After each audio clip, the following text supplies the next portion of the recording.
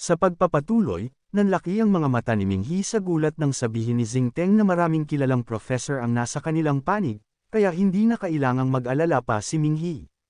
Ngunit dumilim ang mukha ni Minghi matapos malaman na ang departamento sa likod ni Xingteng ay ang Nando Superhuman Institute. Gayunpaman, pinanatili ni Minghi ang kanyang anyo, at sinabing nakahinga siya ng maluwag nang malamang sinusuportahan sila ng Nando Research Department. Tinanong niya si Xingteng kung dapat na ba siyang kumuha ng pera. Pumayag si Xingteng at sinabing sasamahan niya ito sa ikatlong palapag. Habang nasa elevator, sigurado si Minghi na hindi lang siya nag-i-imagine nang mapansin niyang tumagal ang pagdaan nila sa pagitan ng ika-9 at ika-10 palapag. Sigurado siyang hindi nagbago ang bilis ng elevator, ngunit 2 beses na mas mahaba ang itinagal ng biyahe sa bahaging iyon. Napansin niya rin ito habang paakyat sila. Naisip ni Minghi na may itinatago si Xingteng sa pagitan ng ika-9 at ika-10 palapag. Ang mga bagay na nakita niya sa ngayon ay labag na sa batas, ngunit tila mas malala pa ang mga lihim na nakatago sa sahig na iyon. Hinanap niya ang pindutan para makarating doon, ngunit wala siyang makita. Pagdating nila sa ikatlong palapag, sinenyasan ni Xingteng si Minghi na mauna na. Habang palabas sila ng elevator, isang babaeng blonde ang papasok. Hindi man lang tiningnan ni Minghi ang babaeng blonde habang naglalakad sila. Biglang naging tensyonado ang paligid ni Minghi. Tinanong ni Xingteng si Minghi kung nakita ba niya ang babaeng blonde. Hindi naintindihan ni Minghi ang ibig sabihin ni Xingteng, kaya tinanong niya ulit kung nakita niya ang babaeng iyon. Sinabi ni Minghi na nakita niya ito, ngunit nagtataka kung bakit tinanong iyon ni Xingteng. Ngumiti nang may kasamaan si Xingteng at sinabi kay Minghi na ang babaeng blonde ay si Mrs. Hu, ang babaeng nagrekomenda sa kanya. Napagtanto ni Minghi na nalantad na siya, kaya hindi na siya nagsalita. Tinanong siya ni Xingteng kung wala ba siyang paliwanag. Sinabi nito kay Minghi na kinamumuhian nila ang mga hindi kilalang especially iya, at hindi nila hinahayaang makaalis ang mga ito ng buhay. Dahan-daang pinaligiran si Minghi ng mga lalaking nakaitim na suit. Para silang mga mandaragit na hinuhuli ang kanilang biktima. Ang isa sa kanila ay binuksan pa ang bibig upang ipakita ang kanyang mga pangil. Hinawakan ni Minghi ang Frost Variation Mutated Crystal sa bulsa ng kanyang jacket, handang gamitin ito sa oras na magsimula ng laban ang mga lalaking nakaitim. Ang mga lalaking nakaitim ay tinitigan si Minghi ng nakakatakot. Naguluhan sina Xingteng at ang mga lalaking nakaitim na suit nang may tumawag mula sa likod ni Xingteng, at binanggit ang pangalan ni Minghi. Ang tao palang iyon ay si Nurse Song, na nagtanong kay Xingteng kung bakit nila pinalilibutan si Minghi. Sinabi niya na naroon si Minghi para sunduin siya pagkatapos ng trabaho. Tinanong ni Xingteng si Nurse Song kung kasintahan ba niya si Minghi. Sumagot siya ng oo. Sinabi naman ni Xingteng na noong isinama niya si Minghi sa itaas, sinabi nitong si Mrs. Ho ang nagrekomenda sa kanya, pero hindi naman niya nakilala si Mrs. Ho nang magkasalubong sila. Ipinaliwanag ni Nurse Song na pinakiusapan niya si Minghi na magtanong tungkol sa longevity beauty products dahil iyon lamang ang kaya niyang gawin, sapagkat bilang isang simpleng nurse, hindi siya pinahahalagahan sa itaas. Pagkatapos ay hinawakan niya ang braso ni Minghi. Sinabi ni Xingteng kay Minghi na sana sinabi niyang kilala niya ng mabuti si Nurse Song para pareho pa rin ang naging pagtrato nila sa kanya. Sinabi ni Minghi na nais niyang igalang ang kagustuhan ni Nurse Song, dahil wala siyang balak na isapubliko ang kanilang relasyon sa ngayon. Pinakiusapan ni Nurse Song si Xingteng na itago ang kanilang relasyon. Sinabi niya na mas gusto niyang huwag ipaalam sa lahat na nakikipag-date siya sa mas batang lalaki. Sinabi ni Xingteng na alam na ng kanilang secondary department na mas gusto niya ang mas bata, kaya't agad na inilayo ni Nurse Song ang ulo niya mula kay Minghi. Sinabi ni Xingteng na nagbibiro lamang siya, at kung ang isang kahanga-hangang katrabaho mula sa kanilang kumpanya ay interesado sa mga produkto ng kanilang department, handa siyang magbigay ng diskwento para dito. Nagpasalamat si Nurse Song kay Xingteng, at magkasama nang umalis sina Minghi at Nurse Song. Habang naglalakad sila papalayo, kumaway si Nurse Song kay Xingteng at sinabing aalis na sila. Kumaway din si Xingteng, pero nang mawala na sa kanyang paningin sina Minghi at Nurse Song, biglang nagbago ang kanyang ekspresyon at nagmukha siyang galit. Nakahawak pa rin si Nurse Song sa braso ni Minghi habang palabas sila ng gusali ng black market. Naiinggit ang lalaking nagbabantay sa pintuan kay Minghee dahil may maganda siyang kasintahan. Sinabi naman ng babaeng maskulado na ang mga babae ay bihirang masiyahan na sila lamang ang maganda, at sumang-ayon ang lalaki. Nagpunta sina Minghee at Nurse Song sa isang restaurant. Hindi napigilan ni Minghee na tanungin si Nurse Song kung bakit siya nagtatrabaho sa ganoong lugar. Sinabi ni Nurse Song na alam niyang delikado ito, pero kailangan niyang gawin. Ipinaalam niya kay Minghee na minsan, inutusan siya ni Dr. Zhao para bumili ng kagamitan sa Nando Institute, na tila binili nito mula sa black market. Mula noon, madalas nang pumupunta si Dr. Zhao sa Nando, kaya't pinaghihinalaan niyang may masamang impluwensya ito mula sa mga hindi kanais-nais na tao sa black market. Ipinaalam ni Minghee na malaki ang posibilidad na ang lugar na iyon ay isang pasilidad na pag-aari ng Heavenly Sovereignty Group. Sinabi ni Nurse Song na balak niyang iulat ang kanyang natuklasan kina Minghee o Luolin, pero nauna niyang makita si Minghee. Nagpasalamat si Minghee dahil tinulungan siya ni Nurse Song. Inakala niyang hindi siya makakatakas sa seguridad ng hindi napuputulan ng binti. Sa isip ni Minghee halos gamitin na niya ang mutated crystal, na ayon sa kanya, 3 beses na lamang magagamit bago maubos ang kanyang pera. Sinabi ni Minghee kay Nurse Song na may nahanap siyang ilang pahiwatig, pero kailangan pa niya ng mas marami para mabuo ang larawan.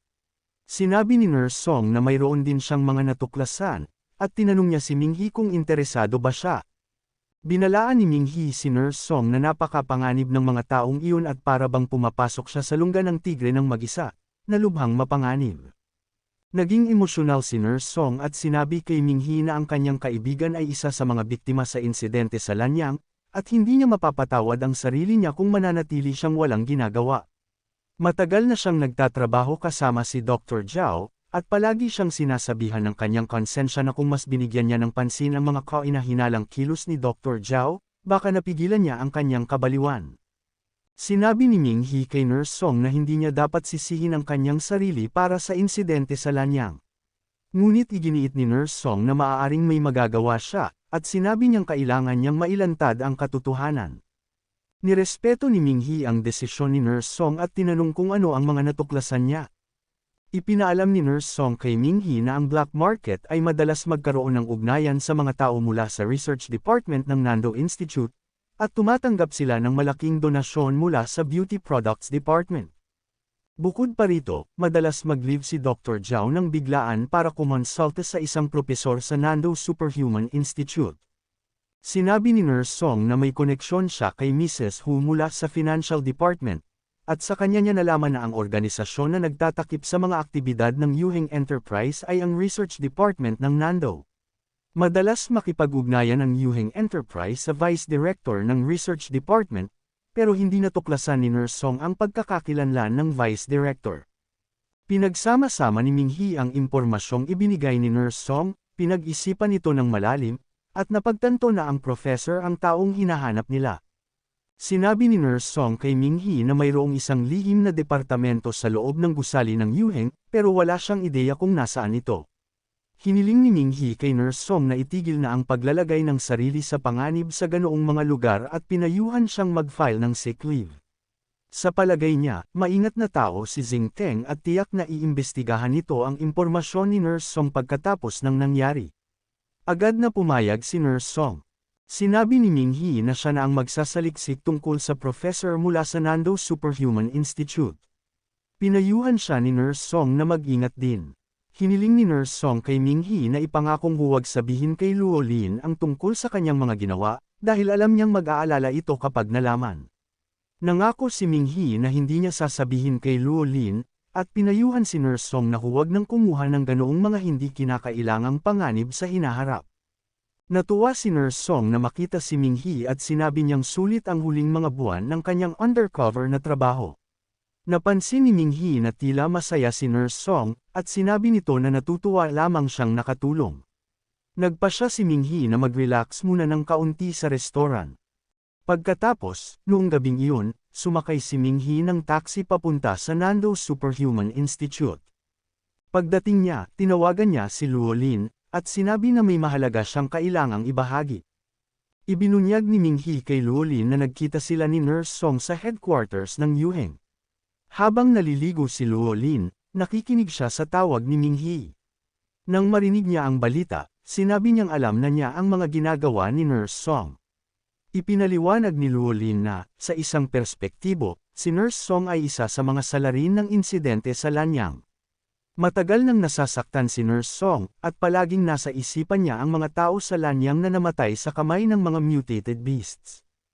Ayon kay Luo Lin, kung pinigilan niya ang plano ni Nurse Song, mas lalo lang itong magpapakalunod sa awa at pagsisisi sa sarili.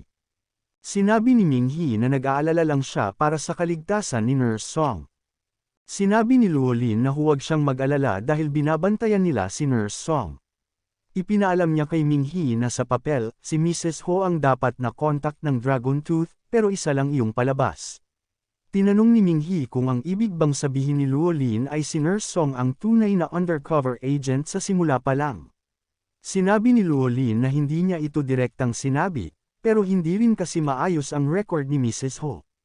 Samantala, sa gusali ng Yuhing Enterprises, umakyat ang elevator at huminto sa floor 9.5. Lumabas si Xingteng mula sa elevator, kasunod ang dalawang lalaking nakaitim na suit na may dalang pilay na si Mrs. Ho. Sinabi ni Xingteng kay Mrs. Ho na naniniwala siyang mabuti ang naging trato nila sa kanya sa nakaraang taon, kabilang ang pagtatakip sa mga pinsalang dulot ng pagbebenta niya ng mga sirang produkto ng facial cream. Ipinagtanggol ni Mrs. Ho ang kanyang sarili, sinasabing wala siyang ginawang masama, at nakiusap kay Xingteng na paniwalaan siya. Itinaas ni Xingteng ang baba ni Mrs. Ho para magkaharap sila. Sinabi niya na hindi ito maiiwasan dahil likas siyang mapagduda. Dagdag pa niya, maswerte si Mrs. Ho dahil ang kanilang bagong produkto na gawa sa cells ng Calamity Beasts, ay dinisenyo upang ayusin ang mga napinsalang bahagi ng katawan. Balak nilang subukan ang bisa ng bagong produkto nila gamit si Mrs. Ho. Nagsimulang umiyak si Mrs. Ho at nagmakaawang na huwag siyang gamitin bilang test subject. Pinilit niyang kumbansihin si Xingteng na wala siyang kasalanan pero walang nangyari. Tiniyak ni Xingteng kay Mrs. Ho na magiging maayos ang lahat at hindi niya siya pinaghihinalaan. Sinabi niya na babaliin lang nila ang kanyang mga binti. Hiniling niya kay Mrs. Ho na magtiwala sa kanilang enterprise, tulad ng tiwala nila sa pananaliksik. Nangako si Mrs. Ho na gagawin ang anumang hiling nila basta't huwag siyang gawing test subject. Nagbigay ng sinyas si Xingteng sa mga lalaking nakaitim na suit, at itinapon nila si Mrs. Ho sa isang pool na puno ng berdeng likido. Sa huling sandali, sinumpa ni Mrs. Ho si Xingteng na mapunta sa impyerno dahil sa kanyang mga ginawa. Tumalsik ang likido, at ang maliliit na organismo ay agad na nagtipon sa lugar kung saan naroon si Mrs. Ho. Ilang sandali pa, ang sigaw niya para sa tulong ay unti-unting nawala. Ang natira na lamang ay ang mga punit niyang damit. Nataranta ang mga mananaliksik, pero nakangiti si Xingteng habang nakatingin sa lugar kung saan naroon si Mrs. Ho. Bigla niyang inilipat ang atensyon sa mga mananaliksik at sinabing dinala nila si Mrs. Ho doon upang ayusin ang kanyang mga binti. Sinisi niya ang mga mananaliksik dahil nabigo silang gumawa ng produktong sapat ang bisa. Tinawag niyang mga walang kwenta ang mga mananaliksik at sinabing gusto niyang makita ang mga pagbuti sa susunod. Samantala, dumating na si Ming-hee sa Nando Superhuman Institute. Ang maliwanag na bilog na buwan ay nagbigay liwanag sa buong lugar. Tumayo si Ming-hee sa harap ng Research Department ng Nando Institute, at napansin niyang may isang opisina na may nakabukas pang ilaw. Kalma siyang pumasok sa gusali. Sa loob ng Research Department, tiningnan ni Ming-hee ang listahan ng mga tauhan sa pananaliksik. Nakita niyang nakalista si Professor Fing bilang Vice President. Pumikit si Ming-hee, at tila nahirapan tanggapin ang katotohanan. Ilang sandali pa, nagpatuloy siya sa paglalakad, at nakarating sa pintuan ng maliwanag na silid na nakita niya kanina. Si Professor Fing ay abala sa paggawa ng isang guwantes nang pumasok si Ming-hee sa laboratorio.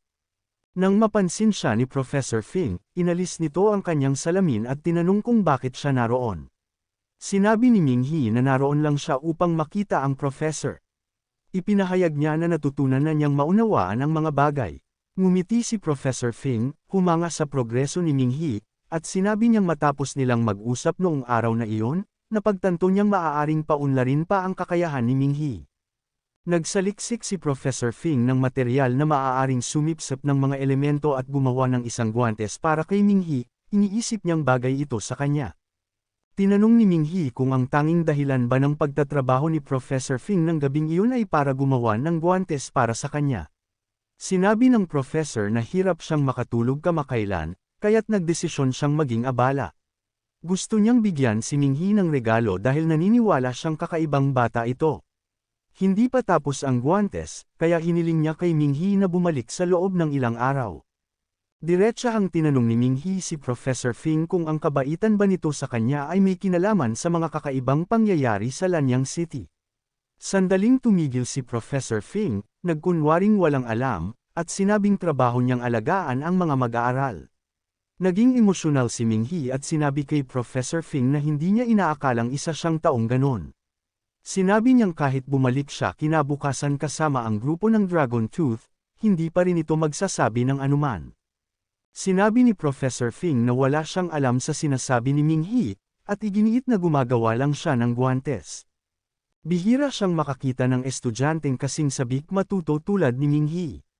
Nakita niya ang kanyang nakababatang sarili kay Minghee na naghahanap ng kaalaman katulad niya noon. Hinawakan ni Minghee ang balikat ni Professor Fing at hiniling na sabihin nito kung may tao bang pumipilit sa kanya. Iginiit ng professor na wala siyang alam sa mga sinasabi ni Minghee, at nagkwento tungkol sa kanyang kabataan. Sinabi niya na noon, palagi siyang nakatuon sa mga bagay na kinahihiligan niya, pero hindi siya kasing swerte ni Minghee. Wala siyang guro, at maraming balakid sa kanyang paglalakbay bilang mananaliksik. Wala siyang naabot. Wala siyang pera para sa mga mamahaling kagamitan, materyales, at laboratorio na kinakailangan.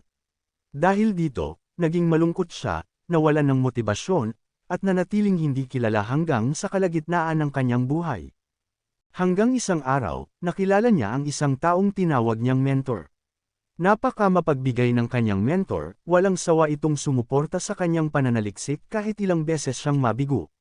Dahil sa tulong ng mentor niya, nanalo siya ng maraming gantimpalang pang-akademiko, at naging isang iginagalang na propesor sa Nando. Gustong-gusto niya ang pakiramdam ng pagtuturo at panunood sa paglago ng kanyang mga estudyante. Sinabi ni Professor Fing kay Minghee na palagi niyang gustong tulungan ang mga estudyanteng may potensyal upang hindi nila maranasan ang pinagdaanan niya. Sinabi ni Minghee kay Professor Fing na hindi pa huli ang lahat at hiniling na sabihin nito kung sino ang mentor. Sinagot lamang ni Professor Fing na malinaw na siya ang mentor. Sinabi ni Minghee na hindi siya naniniwalang si Professor Fing ang mentor. Humingi ng tawad si Professor Fing kay Minghee dahil hinayaan niyang magdusa ng husto ang kanyang bayan. Inamin niya na simula nang malaman niyang si Minghee ay mula sa Lanyang City, hindi siya makatulog ng maayos. Sinabi ni Professor Fing na halos handa na ang guwantes, at sinabi kay Minghee na dapat niyang tanggapin ang mga ito. Tinanong ni Minghee si Professor Fing kung siya ba ang nagturo kay Dr. Zhao kung paano kunin ang dugo ng mga halimaw. Inamin ni Professor Fing na lumapit si Dr. Zhao sa kanya upang humingi ng payo, at alam niya ang lahat tungkol dito. Pinisil ni Minghee ang kanyang kamao, at tinanong si Professor Fing kung alam ba niya ang mga maaaring maging kahihinatnan ng pagtanggap ng perang inalok sa kanya. Muling humingi ng tawad si Professor Fing at nagsisi, sinabi niya na kung bumalik siya sa panahong iyon, hindi na siya tatanggap ng pera. Nag-alab ang galit ni Minghee, sinabi na maaaring sinuportahan ni Professor Fing ang mga pag-aaral na isinagawa ng Heavenly Sovereignty kahit alam ang mga posibleng kahihinatnan. Sinabi niya kay Professor Fing na hanggat inaamin nito kung sino ang mentor, hindi pa huli ang lahat para sa kanya. Sinabi ni Professor Fing kay Minghee na maaaring mahirap paniwalaan, pero hindi niya talaga alam kung sino ang mentor. Ang alam lang niya ay tinatawag siyang mentor ng lahat. Napagtanto ni Minghee na si Professor Fing ay isa lamang scapegoat at ginagamit ng Heavenly Sovereignty. Sinabi ni Professor Fing na magaling siya sa larangan ng akademiko, pero kung ikukumpara sa mentor, magmumukha siyang kaiyahiya. Ipinaliwanag ni Professor Fing na, base sa lawak ng kaalaman ng mentor, kung nalaman niya ang tunay na pagkakakilanlan nito, hindi na siya buhay ngayon upang kausapin si Minghee. Aminado siyang hindi pa niya kailanman nakita ang mentor. Nagngit-ngit si Minghee, alam niyang hindi si Professor Fing ang nagsimula ng lahat, pero wala rin itong magawa upang patunayan ang kanyang pagiging inosente. Sinabi ni Professor Fing na iyon ang kagandahan ng pagiging guro, kapag lumitaw ang mga ebidensya, lahat ng bakas ay magtuturo sa kanya, kaya't siya ang ituturing na mentor. Si Minghee ay nais pa ring maghanap ng paraan upang iligtas si Professor Fing, pero biglang lumiwanag ang paligid mula sa isang matingkad na dilaw na ilaw sa labas. Inihulog ni Professor Fing ang guwantes upang takpan ang kanyang mga mata. Isang helicopter ang nasa labas ng gusali ng Research Department, iniilawan ang laboratorio ni Professor Fing. Pumasok ang mga opisyal sa laboratorio at iniutos kay Professor Fing na huwag gumalaw. Binasa ng isang opisyal ang isang utos na nagsasabing si Professor Fing Jing ay pinaghihinalaang nagde-develop ng iligal na substansya mula sa mga halimaw, at inaaresto siya dahil sa panganib na dulot ng kanyang mga aksyon sa lipunan. Itinaas ni Professor Fing ang kanyang mga kamay at tiningnan si Minghee. Sinabi niyang napanood niya ang balita tungkol sa nangyari sa Lanyang City, kung saan ang isang maliit na bayani, sa kabila ng takot, ay lumaban upang protektahan ang lungsod hanggang sa napinsala ang mga buto sa kanyang mga kamao. Lubos ang pasasalamat ni Professor Fing sa maliit na bayani na nagbayad sa kanyang hindi mapapatawad na kasalanan. Hiniling ni Professor Fing kay Minghee kung maaari niyang tanggapin ang pares ng guwantes. Sinimulan ng mga opisyal na dalhin si Professor Fing palayo. Habang dinadala siya ng mga opisyal, patuloy niyang tinanong si Minghee kung tatanggapin ba nito ang mga guwantes na espesyal niyang ginawa para dito. Pumigla si Professor Fing mula sa hawak ng mga opisyal, pilit na naghihintay na marinig ang sagot ni Minghee. Pero nanatiling nakatayo lang si Minghee, tila naubusan ng lakas at kagustuhang tumingin man lang kay Professor Fing, kahit pa nang tuluyan na itong dalhin ng mga opisyal. Nanatiling nakatayo si Minghee sa laboratorio ni Professor Fing, ang pares ng guwantes ay nasa paanan niya.